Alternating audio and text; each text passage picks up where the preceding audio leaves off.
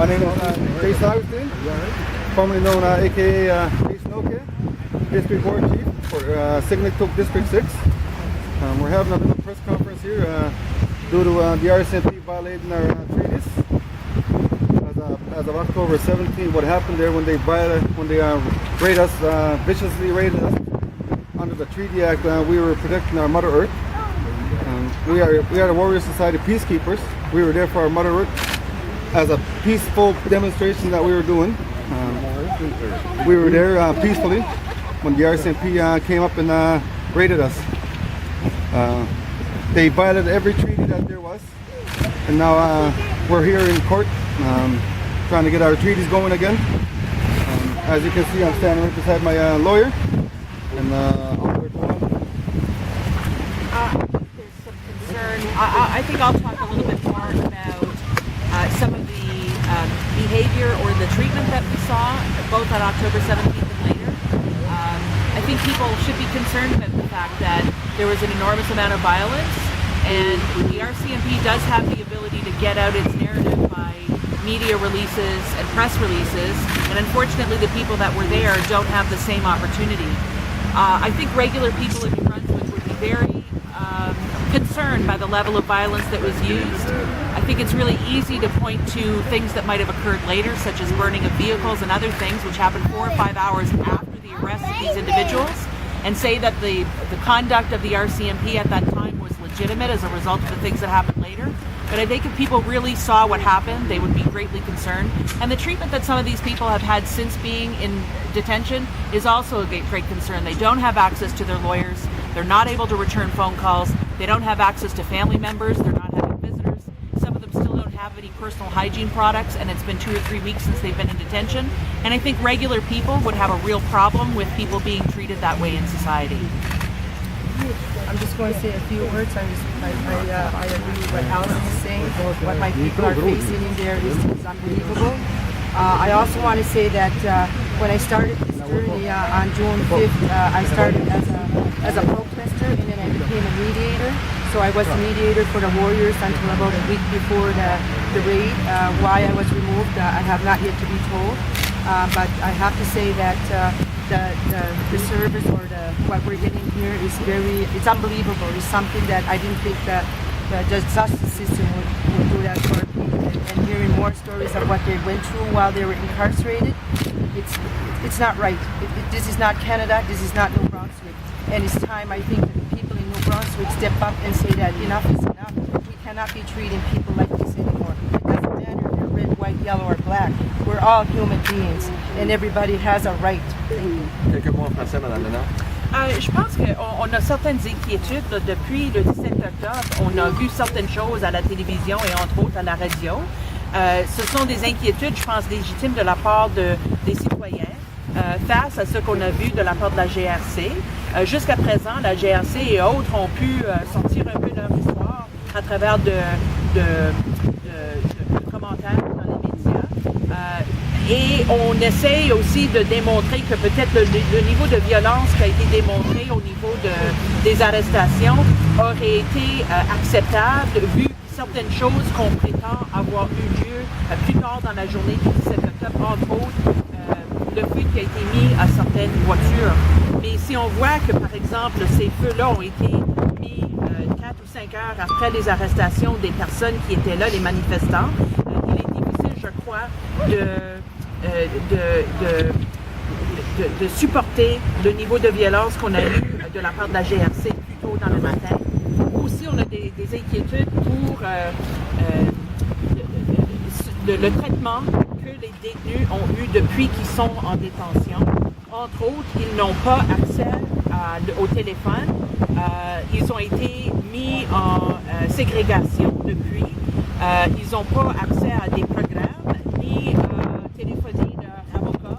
Certains n'ont même pas accès à des produits d'hygiène personnelle. Et puis je pense que si la plupart des citoyens néo-brunswickois étaient au courant de ces faits, ils auraient leur mot à dire là-dessus. Je pense que la plupart des gens veulent que les gens soient traités de façon humaine, peu importe leur statut. What's next? Au niveau du système judiciaire, là, c'est des comparutions en cours. On va essayer, il y a des campagnes de communication au niveau du traitement de ces gens-là afin d'essayer d'améliorer les conditions de détention. Sure. What I was saying is, I think everybody should be concerned about the treatment that these people have received, both at the time of the raid on October 17th and since they have been in detention. They do not have access to the telephone. They are not getting access even to their lawyers. They don't have access to personal hygiene products. The question was asked, what's next? And aside from coming to court for the various procedures and appearances that have to be made, I do believe that there is a campaign underway where people will be communicating with the ombudsman and other people, maybe the superintendent in charge of the detention center, in order to make vocal the fact that regular people are concerned about the treatment these people have received since they've been in detention. They are presumed innocent, and I think regular folks would be very concerned by the way these people and other people are treated when they're in the detention center. Is the way they're being treated different than usual? I guess, is that the norm? Well, I mean, is it normal for people to be held in segregation while they're waiting for their first court appearances? Is it normal for them to have access to no programs? Is it normal for them to have access to not even having shampoo or in some cases toilet paper? Is it normal for them to be hit by somebody when they're handcuffed? I don't think any of those things are normal. Whether they happen only to these individuals or they've happened to other people in the past is really an irrelevant consideration. It's not normal. We don't treat people that way. How difficult is it for you to defend these people? Well, I mean, it's difficult if they don't have access. And certainly it adds a layer of difficulty in communication. It adds a layer of difficulty for them because, you know, when you're in segregation and you don't have access to anybody and you don't know what's happening on the outside, it's a pretty difficult way to live. You end up feeling, you know, paranoid and abandoned and like the world doesn't care about you. I think it's, you know, it's easy for people to say, well, you know, they're criminals, because a lot of people sort of have that reaction, right? Like they deserve it, or, you know, they were arrested and so they must have evidence against them. But we do believe in those principles that say people are innocent until they are proven guilty. There is a lot of information out there that shows the RCMP narrative of what happened is not the only story of what happened that day. And I think all of us have to be concerned when people are treated that way prior to even having had the opportunity to tell their own story. Yeah. What made you decide to bring this up today? Well, you know, it's been 2 or 3 weeks since people have been detained, you know, and it doesn't appear that things are necessarily changing for the people who are in detention. And we have, you know, one guy here who was in detention for a period of time. I would think we were there for at least a week. Yes, I was there for 8 days. I was in the hole, they called the hole there for 8 days. I was denied a lot of access there. Each time that I said I wanted to talk to my lawyer, they said, no, you're not allowed. It's after hours. You can't talk to your lawyer. You know, with the rights that I know, I am obligated to talk to my lawyer. And with the rights that they were denying me of, you know, that was uncalled for. See, we're the Warrior Society peacekeepers. All we are, we're just there to protect our land and our treaties and the people that are around us, the animals and everything. And the treatment that we got, it was unnecessary. May I say that the Warrior Society were invited by my people back home. We invited them because the RCMP were putting women in jail, pregnant women. So we had to put somebody in there to protect our women and children and our elders. They were our front line, and now they're being treated like criminals. If they're going to be incarcerated, then they should put the RCMPs in jail too. You know, they were both there supposedly to protect and have no casualties, protect everybody and all that. So if you're going to incarcerate our warriors, then put the RCMPs in jail too. Yeah. How do you feel about? I think that there was. It's come out that an RCMP officer did put out a slang term during that time. How do we feel about that? Well, it was only one RCMP suspended, yeah, but it was all of them that were talking like that. There was even one RCMP there saying that you dogs need to go back in the cage. So we are dogs. How come they're calling us dogs? And this RCMP wasn't suspended. And he had a K9 unit with him, and this K9 unit was always going after elders. And, you know, an officer with a K9 unit, they're supposed to keep that dog in control, which they didn't. And they were going after elders with these dogs and everything. And you already know these dogs are very vicious too.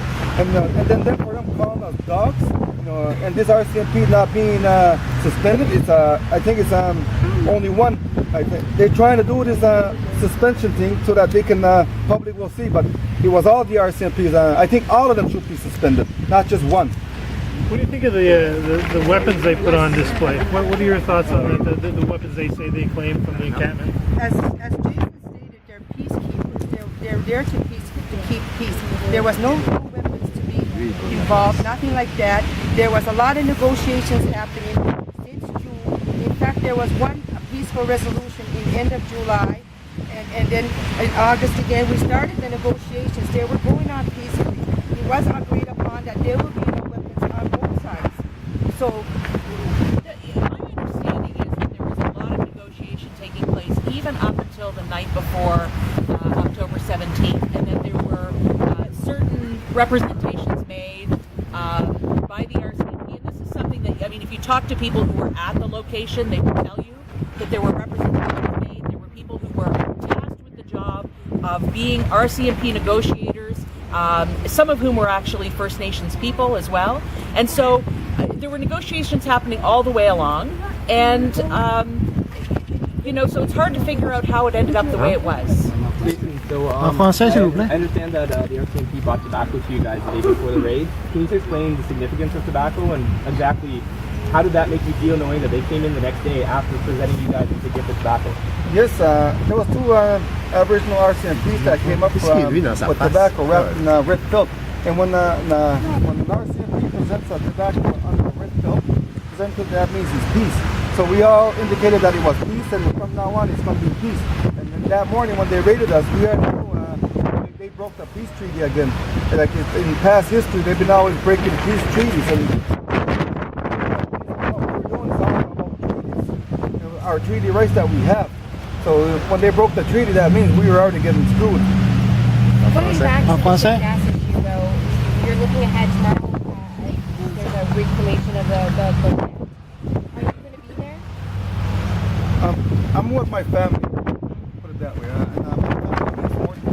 My people mean more to me. So, I don't know. Right now, I'm with my family. My kids do really need me. They didn't see me all summer, because I was going around all summer trying to negotiate that for resolving this matter. But then, my family means a lot to me. My people mean a lot to me, so I'm there for my people. How do you do that? How do you reclaim the land? What do you do physically to do that? I guess what they're doing right now is they're going to be putting plants up. The other way is that we've already gone to court many times to the Supreme Court level. We have one under Marshall as well as Grace Appier and Courthouse. The recent one was Grace Appier and Courthouse. We had one that was right to harvest and harvest on land. So we have there's 6 treaty rights under the treaty, which is land, harvesting, economic development, self-government, social support, and freedom of religion.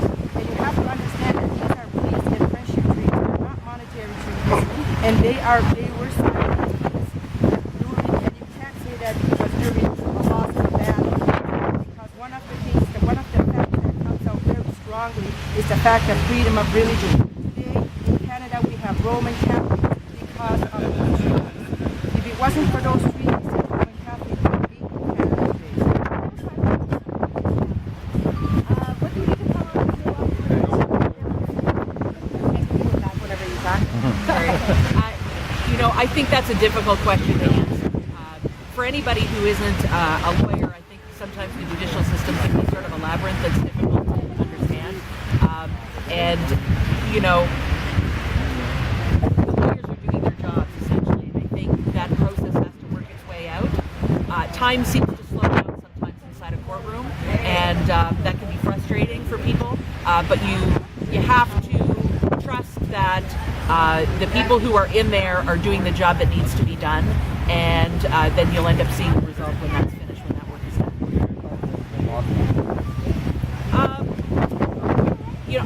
I haven't looked at the documents, so it's a little bit difficult to comment too closely on that.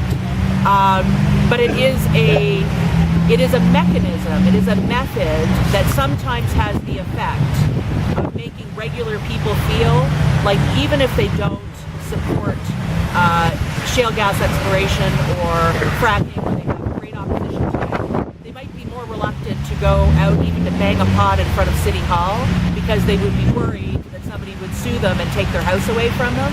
So it has a chilling effect on the sort of grassroots democratic people showing up to voice their objections to things. And I think that that's a real shame in the community because, you know, there's a lot of people in our province who don't believe that our government is doing the right thing and is not listening to the people of the province, the citizens of the province who may lose their homes or may lose their water sources. And I think it's okay if a lot of people want to show up somewhere and voice their objection and bang a pot and walk down the street and say, we don't agree with this. And when a corporation can sue people and potentially end up with judgments that could ruin them, the short-term result is that people are afraid to come out of their homes and say, I don't agree with this. The long-term result is potentially if those people don't come out and say, I don't agree with this, that nobody opposes it and your water and your homes are gone anyways. Thank you. Thank you. Right, thanks. That's also a really good point. I'm going to get you straight. Also, how could they sue when they were trespassing? My name is Alison Menard, ALISONMENARD.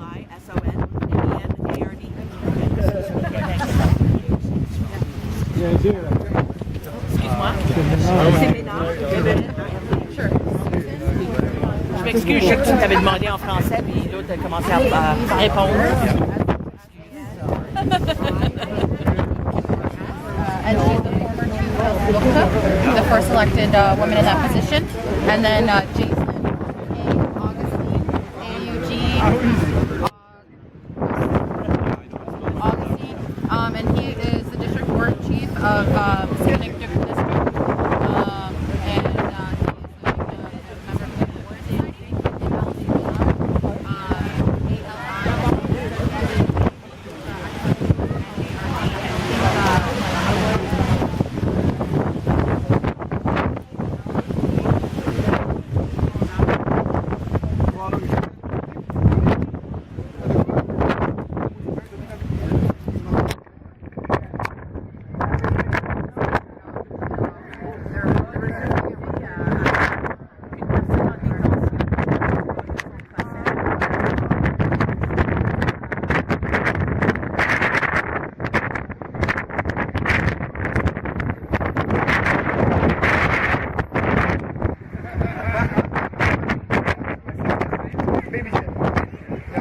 He's named after me.